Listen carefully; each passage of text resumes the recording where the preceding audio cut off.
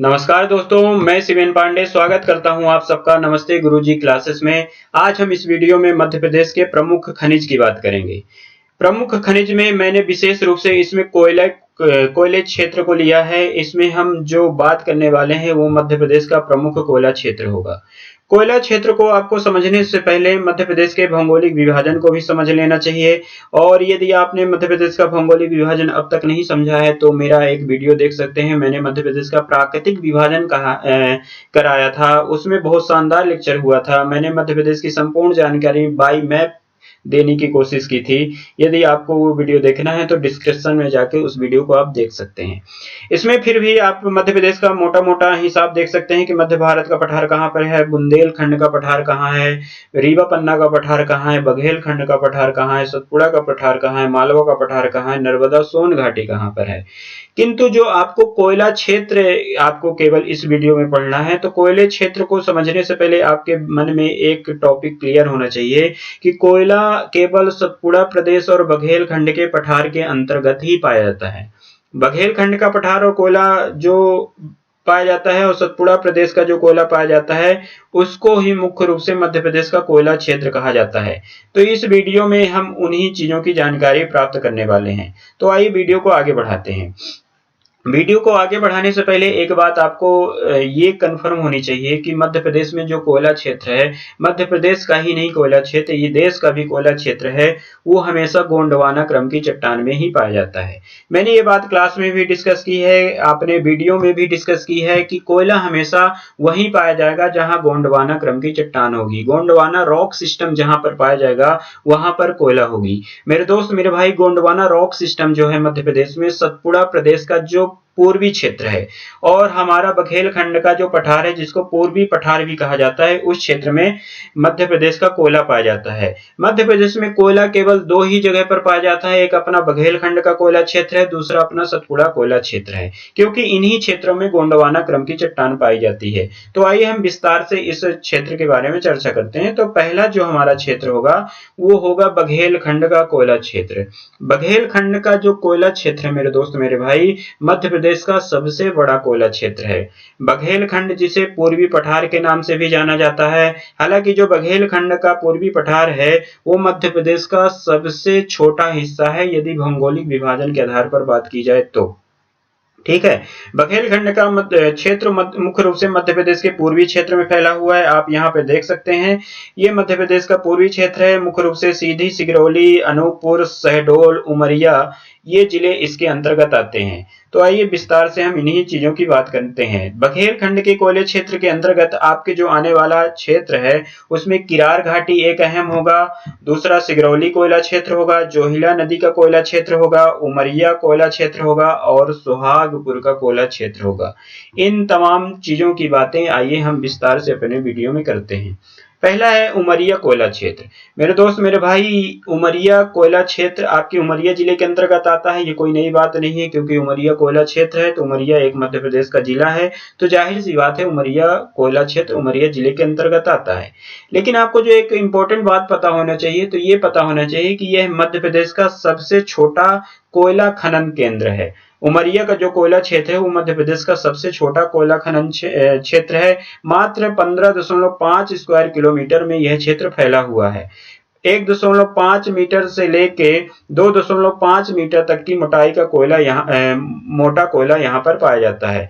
यहाँ पर कोयले की परतों की बात कर लिया जाए तो मध्य प्रदेश में जो उमरिया का कोयला क्षेत्र है यहाँ पर कुल 6 परतें पाई जाती हैं कोयला की, जिनमें 4 परतों में तो अभी खनन कार्य संभव ही नहीं हुआ है। अपना खनन कार्य जो उमरिया कोयला क्षेत्र में चल रहा है वो मात्र 2 परतों में चल रहा है, जिसकी पहली परत आपको देखने को मिल जाती है उमरिया रेलवे स्टेशन के समीप ही। आपको दूसरी और तीसरी कोयले की जो परत है उस पर खनन कार्य जारी होता हुआ दिखाई देता है। लेकिन जो शेष 4 कोयला क्षेत्र हैं उमरिया जिले के अंतर्गत, उसमें अभी तक कोयले का खनन नहीं हो रहा है। तो उमरिया में कुल मिला के 6 कोयले की परतें हैं, जिनमें 4 कोयले की परतों में अभी खनन कार्य नहीं चल रहा है। यह मध्य प्रदेश का सबसे छोटा कोयला क्षेत्र है।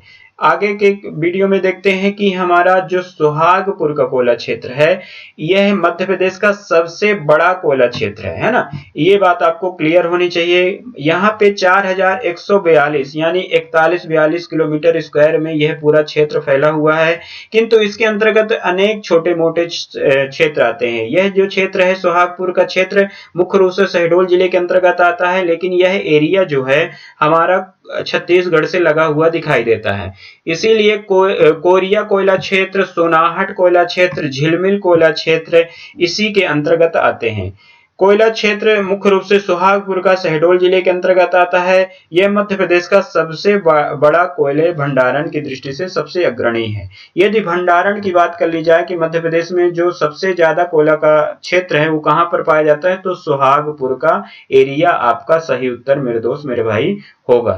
ठीक है, नेक्स्ट हम बढ़ते हैं अब अगले स्लाइड में। तो हमारा एक अहम कोयला का हिस्सा है जहां पर सबसे मोटा कोयला क्षेत्र पाया जाएगा, वो है हमारा सिगरौली कोयला क्षेत्र।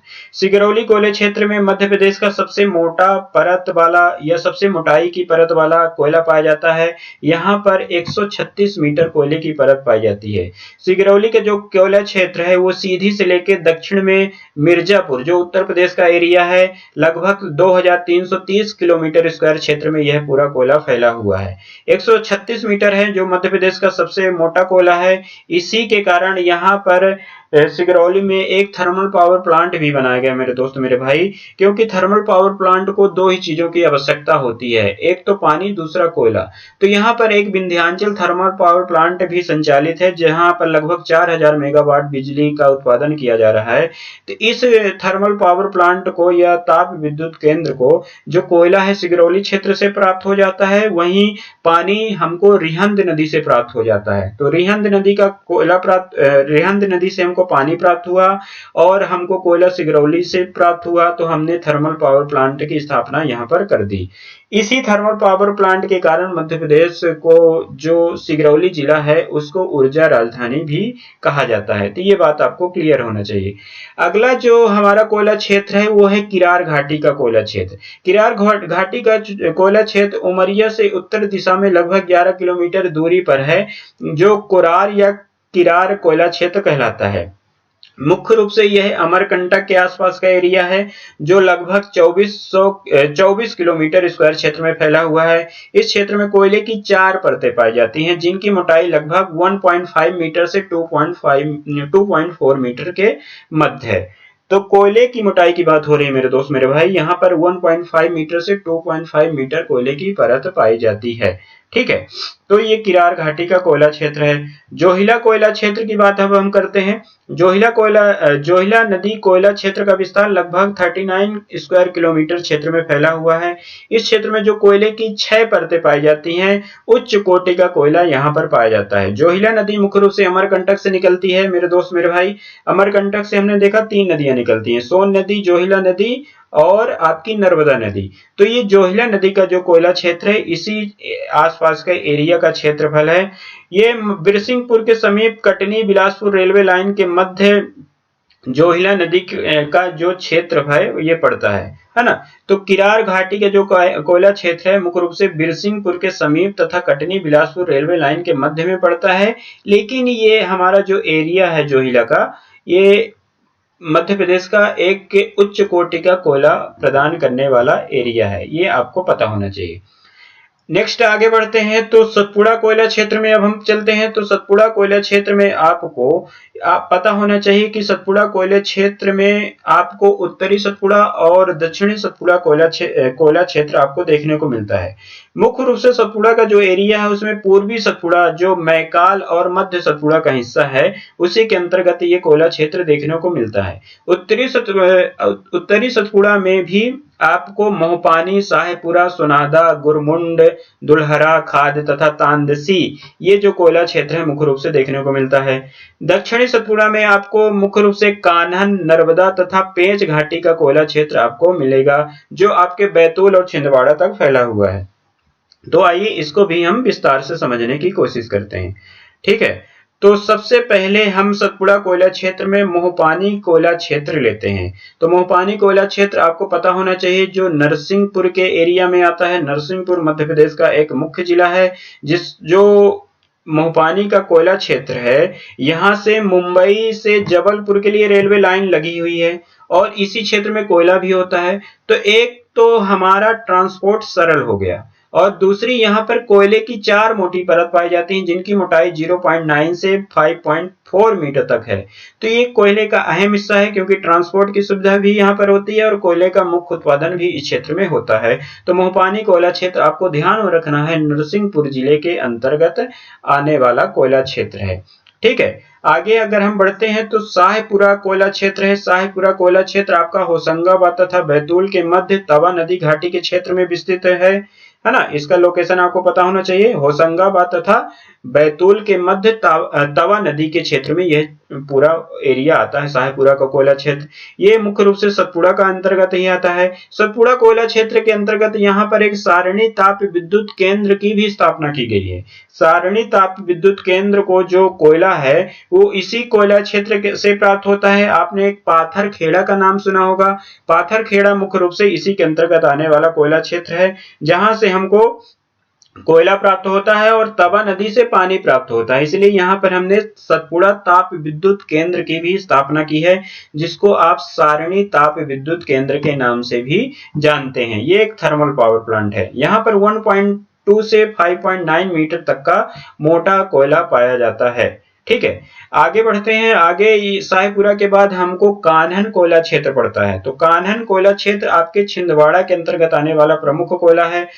इस क्षेत्र में कान्हन नदी के आसपास जो दक्षिणी सतपुड़ा में स्थित है, अनेक छोटी छोटी खदानें हैं, जैसे कि छपाट, दमुआ, कालिनी, धोरावादी, जमाई, पनारा, नीम, खेरा, दातला, जिनौर, ये कुल यहाँ पर सतपुड़ा क्षेत्र के अंतर्गत आने वाला यह क्षेत्र है। कान्हन एक नदी भी है, कान्हन जो कि नर्मदा की सहायक नदी है। इसी के एरिया में छिंदवाड़ा जिले के अंतर्गत यह कोयला क्षेत्र विस्तृत है। ये आपको पता होना चाहिए। तो कान्हन कोयला क्षेत्र मुख्य रूप से छिंदवाड़ा जिले के अंतर्गत आता है। वहीं पे एक हमारा पेंच घाटी का कोयला क्षेत्र है। पेंच घाटी भी कान्हन क्षेत्र के अंतर्गत आने वाली है, अर्थात यह भी छिंदवाड़ा के आसपास का क्षेत्र है। इस कोयला क्षेत्र का विस्तार बरकुही, चंदमेटा, पारासिया, यहाँ पे मैंने स्पष्ट रूप से लिख दिया है, ये चीज आप देख सकते हैं। यदि आपको वॉइस क्लियर ना हो रही हो तो आप इसको देख सकते हैं। इस क्षेत्र में कोयले की कई परतें पाई जाती हैं, जिनकी मोटाई लगभग 1.5 से 3.6 मीटर तक है। तो मेरे दोस्त, मेरे भाई, मध्य प्रदेश का ये प्रमुख रूप से कोयला क्षेत्र है। आपको मोटी मोटी बात ये ध्यान रखनी है हमेशा कि जो कोयला है हमेशा गोंडवाना क्रम की चट्टान में ही पाया जाता है। गोंडवाना क्रम की चट्टान में जीवाश्म पाए जाते हैं, पेट्रोलियम भी पाया जाता है, लेकिन प्रमुख रूप से कोयला क्षेत्र है। जो मध्य प्रदेश में गोंडवाना क्रम की चट्टान है वो आपके बघेलखंड के पठार और सतपुड़ा प्रदेश के अंतर्गत फैली हुई है। यहीं पर आपका कोयला है। ठीक है, तो आशा करता हूँ ये वीडियो आपके लिए फायदेमंद रहा होगा। यदि ये वीडियो आपको पसंद आता है तो आप इसको लाइक करें, शेयर करें, कमेंट करें और अपने दोस्तों तक शेयर करें।